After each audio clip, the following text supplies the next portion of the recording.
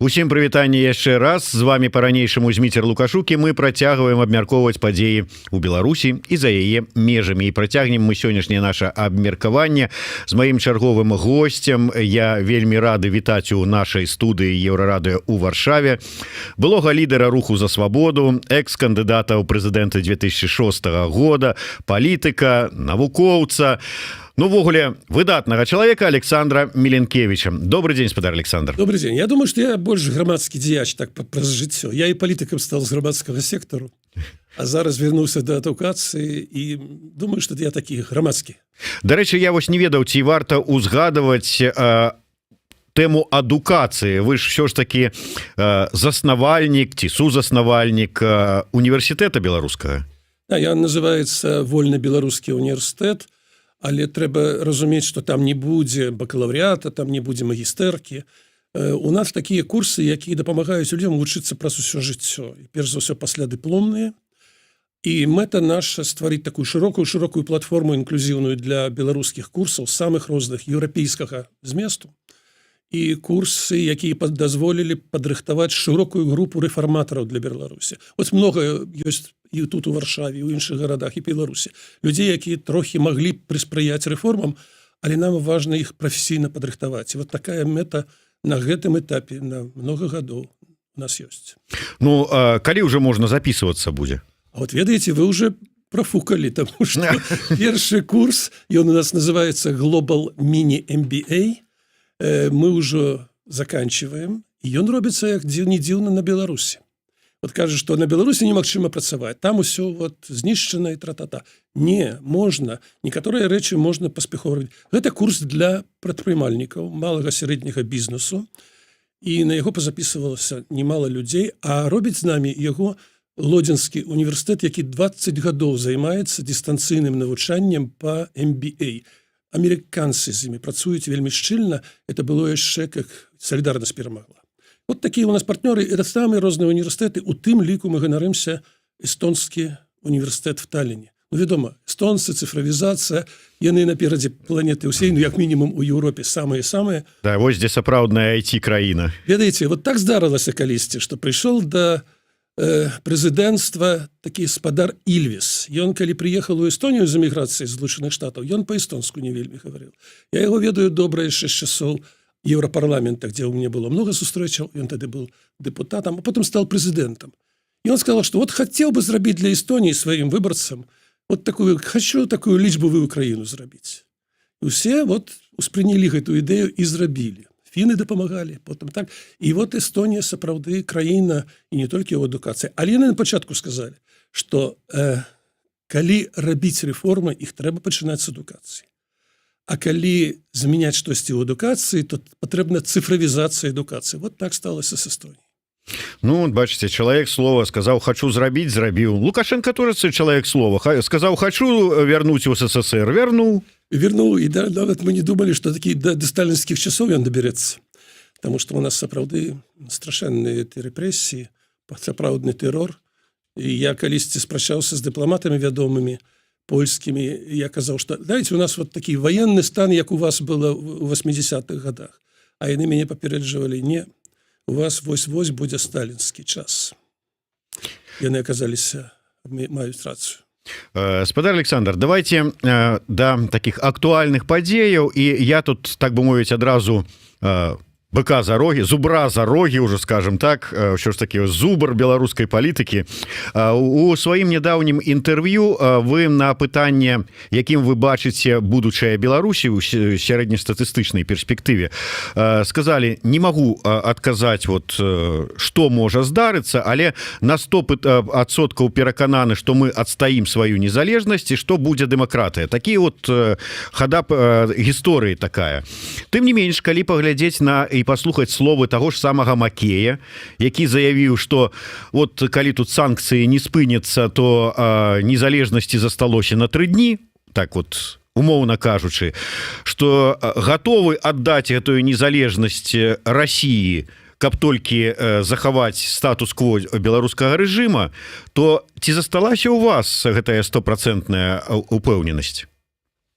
Ведаеце, пагроза расійская велізарная.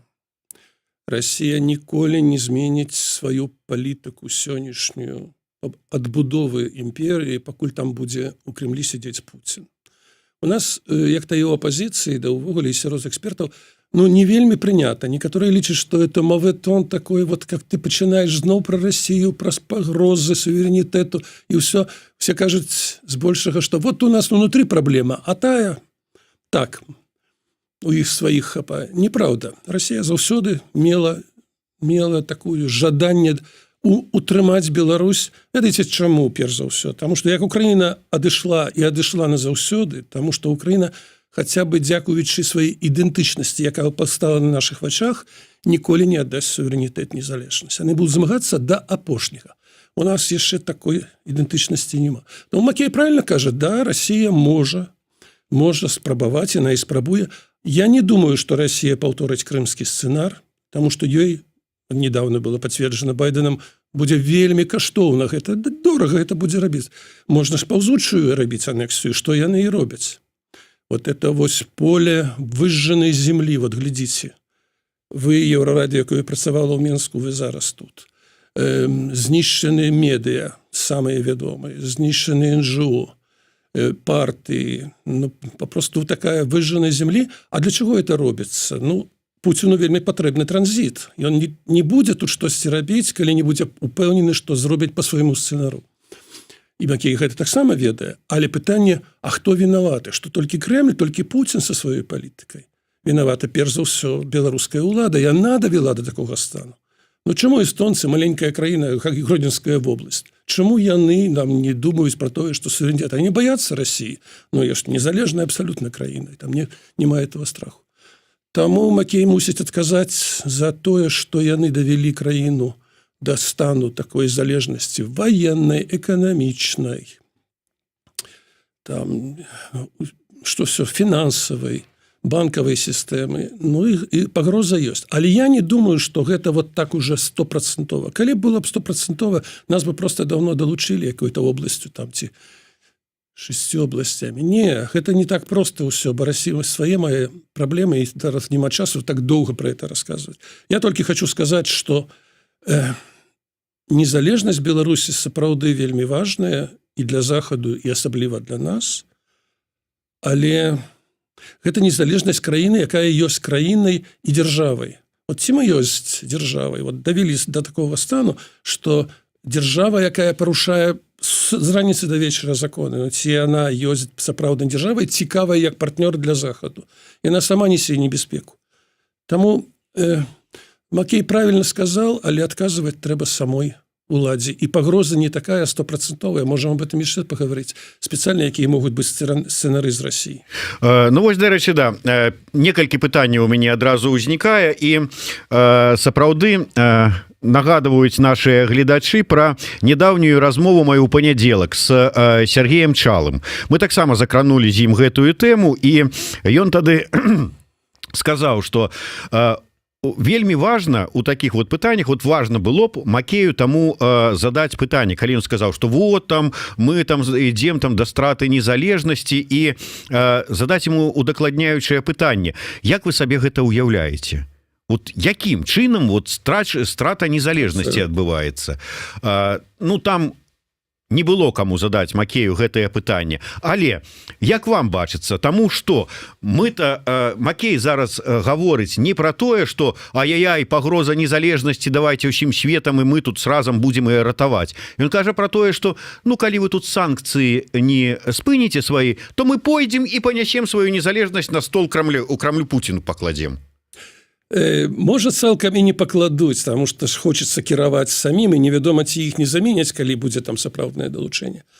Але яны просяць знесці санкцыі не для таго, каб будаваць незалежную, дэмакратычную, вольную дзяржаву, а для таго, каб самазахавацца. Это ж эвідэнтна.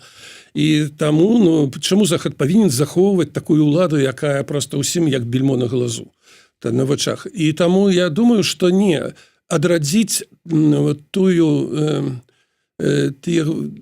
палітыку, калі яны то адных палохалі адным, а другіх другім, і так спрабавалі паміж Захадам і Усходам болтаться не атрымаецца, таму што даверу абсалютна ніякога няма. Пачаму пачыналі дыялог з Лукашэнкам? Па-першае, Беларусь разглядалася як буферная зона. Хай яна будзе нейтральная ні ў блоках там, ні ў блоках там, але вось буферная зона. Па-другое, каб стрымаць вот эту агрэсію сапраўды расійскую, якая і для Польшы небяспека, і для Прыбалтыкі. Па-трэцяе, а раптам Лукашэнкі можна расказаць, што глядзі, якая файная это Еўропа, з дэмакратыяй, дабрабыт, выбіраюць, ты папулярны, тебя выберуць. Давай да дэмакратыі. І гэта была спадзелка, там вот апошні дыялог асабліва, но такая была уцягнуць у працэсы еўрапейскія гэту ўладу. Аказалася немагчыма.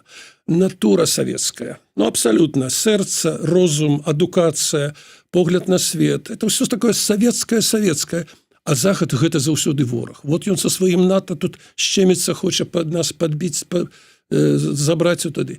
Таму не, вот гэта ўжо не паўторыцца. Я сам был у свой час такім прыхільнікам дыялогаў і шчыра казаў, дыялог патрэбен, што персанальныя санкцыі за парушэнне правоў чалавека патрэбныя, а эканамічныя вельмі асцярожна, таму што яны шкодзяць беларусам самім, яны шкодзяць нашым перспектывам, асабліва шкодзяць незалежнасці Беларусі. А зараз я так не скажу, таму што это было б амаральна з пункту гледжання майго, для маёй пазіцыі, для майго твару. Я так скажу, так, а што ж людзі, якія сядзяць у турмах, там пад 1000 ўжо палітвязняў, а што адбываецца ў гэтых турмах? Таму так нельга сказаць. Але пра санкцыі трэба асобна размаўляць, бо санкцыі гэта не 100% спосаб, это ўсе разумеюць, каб будаваць у нас свабодную краіну. Так на сёння вы ўсё ж таки падтрымліваеце санкцыйную палітыку ці не? Асабліва з улікам такога анансавання, што 6-й пакет санкцый будзе ўвогуле нейкі надзвычай жорсткі. Ад майго пункту гледжання мала што будзе залежыць, але я ўжо казаў, што я не маю права маральнага казаць, што я супраць санкцый. Я толькі за тое, каб мы не верылі ў тое, што санкцыі вырашаць усё. Вот гэта вот дядька з дубінай прыйдзе там дэмакратычны і прымусіць Лукашэнку сесці ў самалёт, адлецець, і Беларусь будзе адразу такой, як мы марым. Гэта, па-першае, не так. Санкцыі – гэта маральная ацэнка таго, што ў нас адбываецца з боку дэмакратычнага свету, цывілізаванага свету. І яна прымаецца і пад нашым уплывам, без нашага ўплыву. Але я за тое, каб мы проста не лічылі гэтыя санкцыі такім святым сродкам, які ўсё зробіць. Таму што, от глядзіце, санкцыі ўжо вводзяцца там 5-й, 6-й будзе этапы і так далей. І мы задаем пытанне, ці стала менш рэпрэсій? Не. Ці завалілася эканоміка? Не, наадварот. Ці зарплаты сталі памяншацца, і людзі зараз выйдуць, збунтуюцца? Таксама не. Таму я за тое, каб заўсёды, па-першае, кожны этап аналізаваць і нам, і нашым дэмакратычным партнёрам, гэта раз. А па-другое, шукаць іншыя спосабы змены сітуацыі на Беларусі. Уздзеянне на рэжым, спрыяць таму, каб ён адышоў як нахутчэй. Таму што, ведаеце, апошняе скажу, все ж таки Захад меў надзею, што санкцыі гэта спосаб упіхнуць уладу на чале з Лукашэнкам у калідор, пры канцы якога святло дэмакраты. І от закажам, ці яны пайшлі гэтым шляхам, пашлі гэтым каридорам. Не, у іх был заўсёды другі калідор на Москву, і яны гэтым каридорам ідуць. А мы кажам, ой, а іх там нема, вот у тамтым калідоры першым. Таму трэба розныя метады выкарыстоўваць, але не лічыць, што у нас толькі адзін сродак і хтосьці за нас. Это многія разумеюць, што мы самі павінны многае зрабіць. І вот можна сказаць, а што ж дэмакратычная апазіцыя павінна была прабіць такога, што не робіць, таму што я да іх вельмі добра стаўлюся, да новых лідараў, да працы іх, але лічу, што гэта вельмі вузкі спектр работы. А што трэба яшчэ рабіць? Ведаеце, што трэба рабіць? Вот давайте мы паглядзім. Першае. Трэба думаць не толькі пра сённяшні дзень. Кепскі Лукашенко, добрыя дэмакраты, цудоўны Захад, так далей. Трэба думаць, калі Лукашенко, усе пра гэта дэмакраты мараць, адыдзе са сваёй дыктатурай, вот у першы дзень мы гатовы будзем для таго, каб збудаваць тую краіну, пра якую марам. Многія лічаць адразу вот усё шчасце з'явіцца дэмакратычнае, еўрапейскае. А менавіта ў той момант, я сейчас это падкрэсліваю, пачнецца шалёная барацьба за Беларусь. Вот з той прычыны, што для России гэта апошняя краіна, якую трэба 100% ўтрымаць пасля адыходу ўкраіны. І пачнецца гэта барацьба. На якім фоне? У тым ліку і санкцыі гэтаму спрыяюць. Мы ж разумеем, што санкцыі гэта такі двувостры меч. І эканоміка будзе ўсё ж такі слабейшая ў выніку развіцця гэтых падзей. Людзі будуць думаць больш пра страўнік, чым пра вольнасці, дэмакратыі і так далей, пра будову новай дзяржавы. Расія ў гэты момант скажа, вот у нас тут ёсць кандыдат, і он прынесе магчымасць далучыцца да 2 труб, там і газавай, і нафтавай, а Захад скажа са сваім МВФ, што у нас ёсць грошы, мы заплацім, але паеслі зацягнуць і рабіць рэформы. І нават дэмакратычна настроеныя людзі, вот калі мы з імі не будзем працаваць уже сёння, могуць сказаць, знаеце, но трэба сям'ю карміць. Вот это можа зараз. Мы зусім не гаворым пра тое, якую Беларусь будзем будаваць. Як? Я знаю, што ёсць праграмы, у тым ліку у штабе. Ну чаму? Вы ж былі там адказным за эканамічны форум. Вы працавалі з эканамістамі са штаба Ціхановскай. Той же Олег Новіч, які расказвае пра праграмы. Класныя людзі, класныя праграмы. Я кажу пра інфармацыйнае суправаджэнне гэтых рэформаў. Хто ў Беларусі, нават з дэмакратычных людзей, добра ведаюць, а што прапануецца вот у гэтых рэформах распрацаваных, даволі дасканалых і адаптаваных праз людзей, якія ў сваіх краінах рабілі рэформы. Нам не хапае медыйнага такога суправаджэння ўжо сёння. І потым асабліва, калі пачнем рэформы. Людзі проста павінны паверыць, што у нас ёсць шанс, у нас ёсць кадры. І гэтага не хапае, бо там засталіся людзі, якія пакутваюць. І тэарэтычна, што мы маем, мы потым вам скажам, не спрацуе. Вот я пра гэта кажу. І гэтым трэба займацца ўжо сёння. Ну, я думаю, што і ў штабах это ведаюць, можа, сіл не хапае, але гэта вельмі сур'ёзная рэч. Казаць не толькі, што Лукашенко кепская, а санкцыі добра, а казаць, а мы знаем як, мы зробім вось так, у нас ёсць некалькі варыянтаў, у гэтых краінах было так, а вот так, а мы беларусы не горшыя, чым тыя, і мы зробім гэтыя рэформы. Праца з людзьмі вот зараз мусіць быць. Людзі павінны паверыць, што не все пропало. А як працаваць? Вот вы, да, вот мы сидим, і тут можна... Ну, вот, прабачце, конечно. Не, ну, я разумею, але тая самая Еўрарадыё ў Беларусі, сайт заблакаваны, тэлеграм-канал прызнаны экстрэмісцкім. Да, людзі могуць там чытаць штосьці праз VPN, глядзець, але ўсё ж таки не такі доступ. І зараз не пра толькі пра Еўрарадыё. Астатнія незалежныя СМІ ў такой жа самай сітуацыі. Вы кажаце, да, што магчыма ўсё ж таки працаваць, але глеючы на гэтае поле, выпаленая, як вы правильно сказали, якія магчымасці працаваць, каму працаваць, толькі выйдзі з якімі-нибудь вот сустрэнься 3 чалавекі і тут жа валадарка. Інтэрнет на Беларусі існуе, і вы выдатна працуеце, і многія іншыя сайты, я іх гляджу, знаю, на якім узроўні ідзе праца. То есть нельга сказаць, што гэта інфармацыя не даходзіць, она даходзіць праз інтэрнет. Я не думаю, што інтэрнет будзе адключаны, таму што гэта вельмі кепска для эканомікі. Гэта немагчыма. І кітайцы фільтры хацелі ставіць задорага. Не будзе гэтага. Таму, праз інтэрнет мы можам людзей ратаваць. Стварыць атмасферу пазітыва. Вот гэтага не хапае. Не толькі казаць, што ой, больно, вот дыктатура, сапраўды дзіка больна. Сапраўды слёзы, калі думаеш пра тых, што ў турме. Але не вот казаць пра тое, што мы можам, зведаем як, і гэта будзе вось так, а это будзе так, і дыскусіі рабіць. Мне гэтага не хапае папулярызацыі рэформаў. Згадзіцеся, што это супер важна, таму што там трэба ствараць, мы ж не можам заплаціць усім зарплаты, калі яны памяншаюцца, беспрацоўным заплаціць. Але даць вот эту вот шанец на святло ў канцы тоннеля пра заўтрашняе шчасце дэмакратычнае і рэформы зробленыя мы павінны. Ну да, але тут яшчэ трэба ўмець данесці інфармацыю, таму што можа сесці, умоўны Олег Новіч, добры эканаміст, там взяць эту праграму і вот так вот, як эканамісты любяць, бу-бу-бу-бу-бу, мы зробім бу-бу-бу-бу-бу. А людзі не цікавы, ці не разумеюць. Гэтай справай павінны займацца папулярызатары. Вот я фізік. І я скажу, што самыя лепшыя кніжкі, якія дапамагалі ў свой час там полюбіць фізіку, это былі папулярныя кніжкі пра фізіку. І не ўсякі прафесор умее расказаць папулярна. А это папулярна мусіць быць. Не для неспецыялістаў. Это робіцца для стварэння атмасферы пазітыва, які будзе, калі адыдзе дыктатура. Вот этого нам не хапае, бо сёння занадта змрочнае ўсё. І я вот думаю, што дэмакратычныя лідары і пра гэта павінны ўжо сёння думаць. Кадры ёсць, глядзіце, колькі гэтых людзей сярод іх ну, Чалага мы ўсе ведаем, што ён класны папулярызатар. Вось. І такія яшчэ ёсць людзі, і паміж імі мусяць быць дыскусіі. Трэба здымаць фільмы, відэо, там, ну, ёсць жа варыянты. Просто пра гэту тэму мы амаль не гаворым. Мы падыходзім тактычна. Мы тактычна ведаем, што калі дыктатуры не будзе добра, і давайте мы гэтым займемся. Некаторыя нават кажуць, мои сябры у дэмакратычных колах кажуць, перестань ты там со сваёй Москвой, ты ўсё там кажаш Москва. Вось. І перестань ты зараз казаць пра рэформы, вот сёння трэба разабрацца, потым гэтым. Не.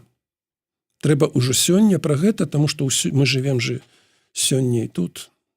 Я яшчэ раз да пытання магчымай страты незалежнасці, але вот з іншага боку вы сказалі пра тое, што захаду важна незалежная суверэнная Беларусь, але сёння вот калі Макей той же самы палохае захад, што мы страцім незалежнасць, і вот захад нібыта павінен схапіцца за галаву, ай-яй-яй, Беларусь страціць незалежнасць. А чаго захад павінен больш клапаціцца пра захаванне незалежнасці Беларусі, чым беларуская, ну, не ведаю, улада, народ і ўсё астатняе. Яна ввогуле, ну, как бы, так уже ім патрэбна гэта незалежная Беларусь, асабліва з улікам таго, што яны даўным-даўно не лічаць такой уже і незалежнай гэтую Беларусь. Канешне, все разумеюць, што мы ўсё менш маем незалежнасці. Некаторыя пессімістычна глядзяць і думаюць, што нам наканавана стаць ці часткай России, ці колоніяй России. Я так не думаю, я абсолютно оптимистична у стратегічным плане. Я думаю, что сёння улада перешла просто чырвоную вот эту линию. Пасля гэтай чырвонай лініі палітыкі, яны ж думаюць пра свой імідж, яны думаюць пра тое, што выбірацца ізноў. Яны не могуць прыйсці і руку працягнуць сённяшнім уладарам беларускім, паколькі былі здзейснены вот это просто тэрарыстычныя рэпрэсіі. І таму спадзявацца, што гэтай уладзе ўдасца, не. Але яна можа і павінна, калі ёй сапраўды залежыць на суверэнітэце. Яна павінна выпусціць палітвязняў. Яны не хочуць, таму што губляюць твар. Лукашэнку сёння важней не падтрымка людзей, ён пэўна і разумее, што большасць ёй не падтрымлівае. Але яму вельмі важна паказаць, што я тут царь, и я буду кіраваць так, як захочу, и показать, что он моцны, сильны, вот ненахіляемы. Вот это у яго самая галоўная мэта. Вось. Але яны павінны выпусціць. І калі яны это не зробяць, ну, будзе горш, будзе больш расійскі ўплыў. Але я вам скажу, что я не думаю, что расійская пагроза на вялікім такім атрыску часу, што яна спрацуе, таму што Расія мае столькі праблемаў, і Захад ужо сёння выдатна разумее, што вот эта паўзучая анексія, што яна такая ж небяспечная, як вайсковая ва ўсходняй Украіне. Таму, калі Макей хацеў бы захаваць сябе у гісторыі пазітыўным крокам, то вот трэба спрыяць таму, каб вязні былі на свабодзе. І не думаю, што калісьці гэта ўлада сама згадзіцца на новыя выбары, тым больш без удзелу Лукашэнкі. Я не веру ў гэта, але вязняў яны павінны выпусціць хаця б дзеля таго, каб дзецям і ўнукам можна было жыць у Беларусі.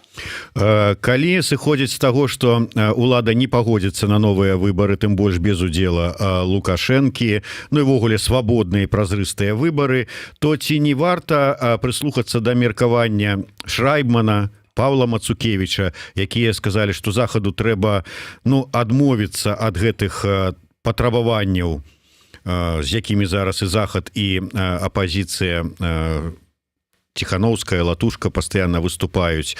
Тры асноўныя патрабаванні: свабодныя выбары, вызваленне палітвязняў, гэтак далей.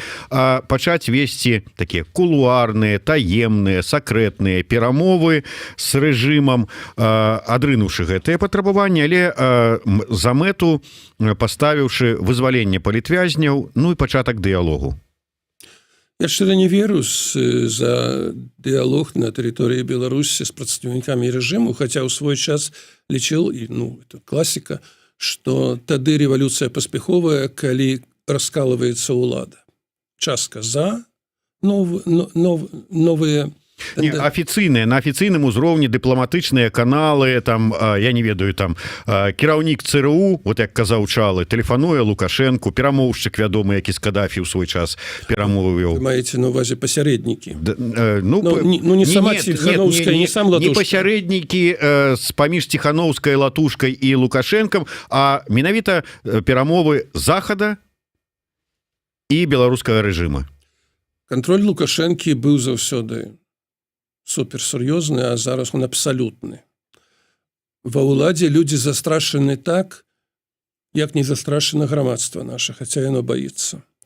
Таму размаўляць аб такіх кроках, як вызваленне, можна толькі з Лукашэнкам, з найбліжшым атачэннем. Вось. І, канешне, такія перамовы заўсёды важныя. І яны на пачатку робяцца дыпламатамі абсалютна не публічна. Таму што там мова пра страту твару, пра разбурэнне іміджу непахіснага і так далей. Але гэта цалкам магчыма. Перамовы заўсёды, і можна размаўляць і з тэрарыстамі, можна размаўляць і з нашай уладай. Я хочу сказаць пра тое, што не вельмі веру в поспех. Шчыра скажу, вот, што б я рабіў бы на месцы Захада. Калі сапраўды яны б хацелі паспрыяць дэмакратызацыі Беларусі, выхаду палітвязняў, і з пераменаў на Беларусі яны павінны былі б сказаць так, як яны кажуць пра Украіну Кремлю. Бо без Кремля няма гэтага рэжыму. Яны павінны былі б сказаць, што мы выдатна разумеем, што вы стаіце за гэтым. Пішыце многія сцэнары. Мы ніколі не дазволім ажыццявіць анексію Беларусі, знішчыць незалежнасць. Кожны ваш крок будзе вам каштаваць вельмі-вельмі дорага. Это старая фраза, ее весь час кажуць. Будет дорага. Вот поглядзіце, пра Украіну ўжо гэта кажется, хаця на пачатку ж не хацелі. Не хацелі казаць заходнікі і пра Грузію, где адцяпалі Асетію, Абхазію. Просто не хацелі, по розных прычынах, таму што эканоміка, таму што там газ, нафта і многае чаго, таму што не верылі нам і вот этим новым сябрам, якія казалі пра небяспеку Расіі, ўсё думалі, што з Расіі можна ж дамовіцца, но нібы Пуцін дамова здольны. Просто сказаць, што мы знаем, што ў вас ёсць такія планы. Можна кулуарна ж гэта сказаць. І тое самае, цена будзе высачэннай. Мы не дадзім знішчыць суверэнітэт Беларусі. І санкцыі вводзіць трэба, перш за ўсё, супраць Кремля за тое, што яны робяць сегодня на Беларусі. Вот эта выжжаная земля выконвае Лукашенко, але на самой справе гэта стратэгія Расіі. Каб зрабіць транзіт на выжжанай землі, прасцей будзе рабіць. І паставіць свайго прасцей? Прасцей. Яны Лукашенко рана ці позна адсунуць. Это адназначна.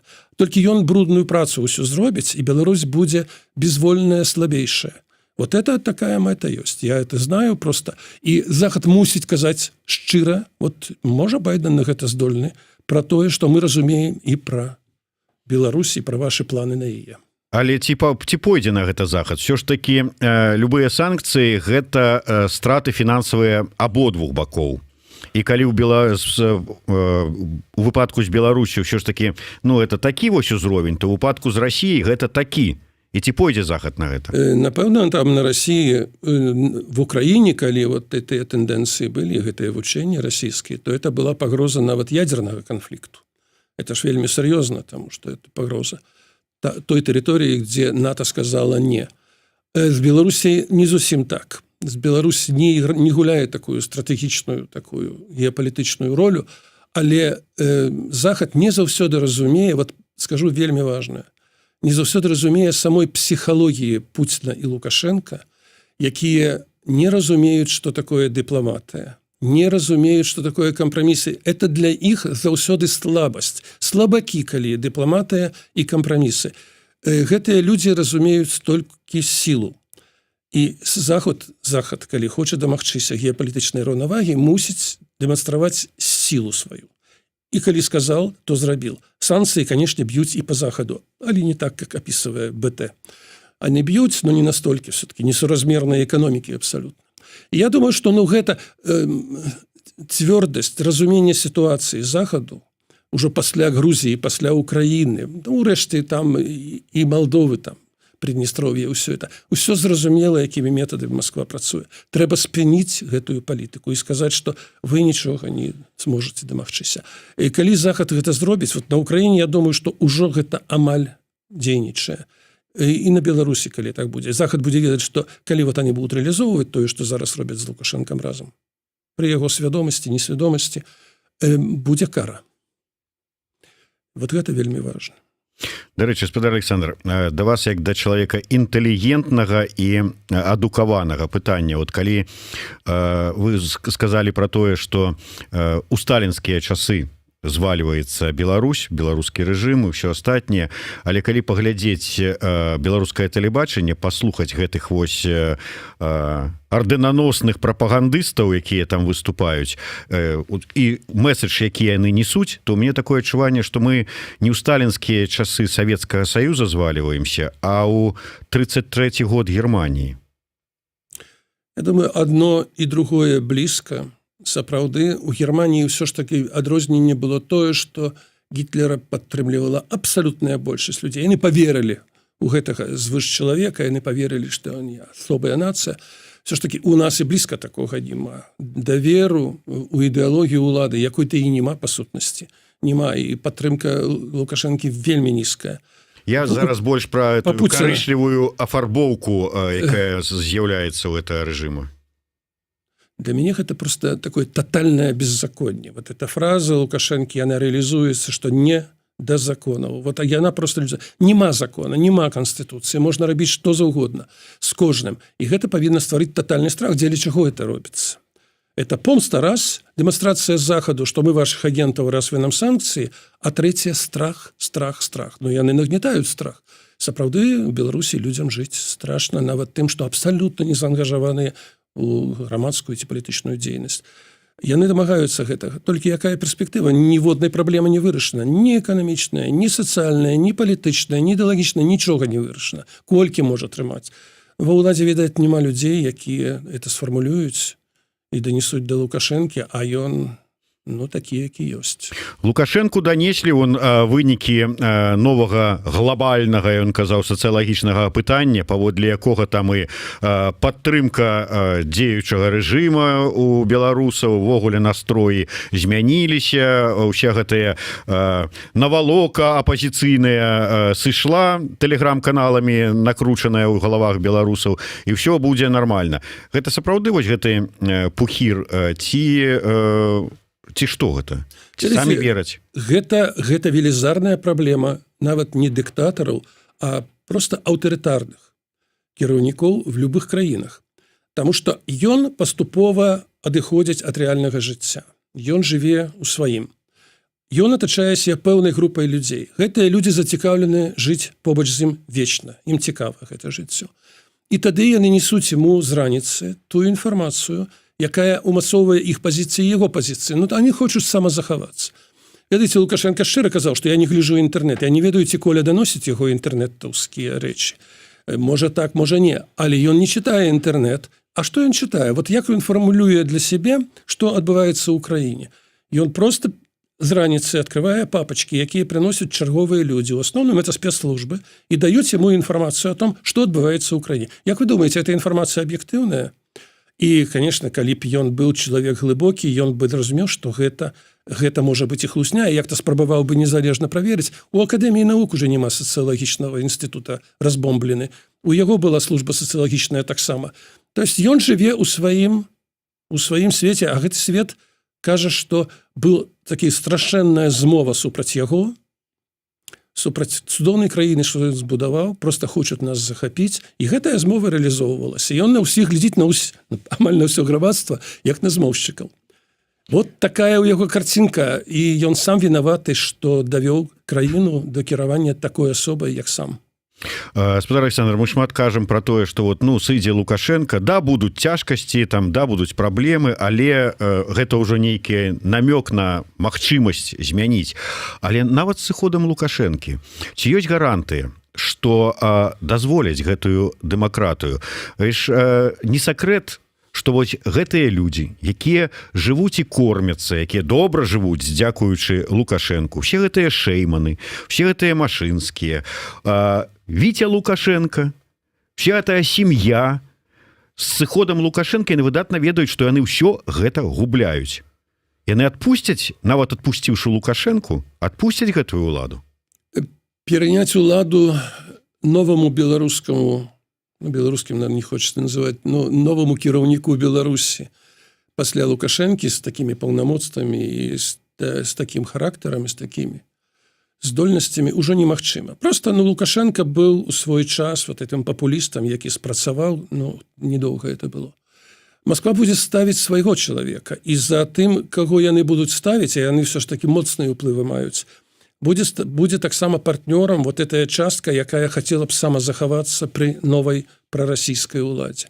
І вот тая великая сила, якая ўтварылася ў мінулым годзе, вот эта новая супольнасць дэмакратычная, цудоўная, прыгожая, магутная, самаарганізаваная, ёй будзе супрацьстаяць саюз прарасійскіх сілавых людзей з зорачкамі і Кремля. Это такая моцная сила.